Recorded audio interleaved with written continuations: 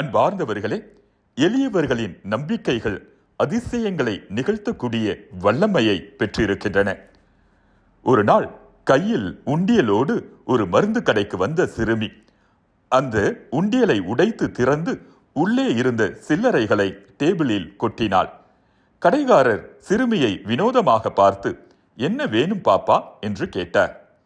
இதில் அநேகமாக 100 ரூபாய்க்கு மேல் இருக்கும் என்று நினைக்கிறேன். இதை வைத்துக்கொண்டு அதிசயம் இருந்தா கொடுங்க என்றார். நீ என்ன கேட்கிறாய் என்று எனக்கு புரியவில்லை. எதுவாக இருந்தாலும் சீக்கிரம் சொல்லு. கடையில் நிறைய கூட்டம் இருக்கிறது. நான் எல்லோரையும் கவனிக்க வேண்டும் என்றார் கடைக்காரர்.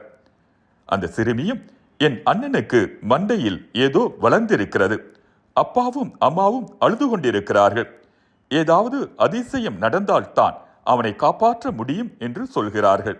அந்த அதிசயத்தை வாங்கி கொண்டு செல்லலாம் என்றுதான் உங்கள் கடைக்கு வந்திருக்கிறேன் என்றாள் சிறுமி. கடைக்காரருக்கு சற்று புரிய ஆரம்பித்தது. அதையெல்லாம் இங்கே விற்கிறது இல்லை. போய் பெரியவர்கள் யாராவது இருந்தால் அனுப்பிவிடு என்று சிறுமியை விரட்ட பார்த்தார். கடையில் நின்றிருந்த கூட்டத்தில் ஒருவருக்கு அந்த சிறுமியின் ஏக்கம் புரிந்தது.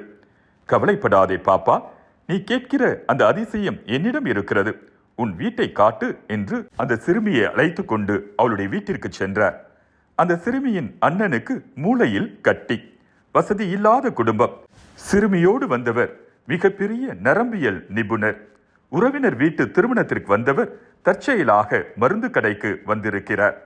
விபரீதம் உணர்ந்து குடும்பத்தோடு அவர்களை நகரத்திற்கு அழைத்து சென்று அந்த சிறுவனுக்கு மருத்துவ சிகிச்சை கொடுத்து அறுவை சிகிச்சையும் செய்து அவனை காப்பாற்றியும் விட்டார்.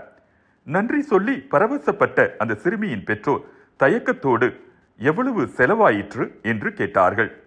அந்த மருத்துவரும் சிரித்தபடி அந்த சிறுமியை பிடித்து கொண்டு 100 ரூபாய் சில்லறை காசும் ஒரு சிறுமியின் அபார நம்பிக்கையும் என்றார். ஆம், எளியவர்களின் நம்பிக்கைகள் பல நேரங்களில் அதிசயங்களை நிகழ்த்துகின்றன.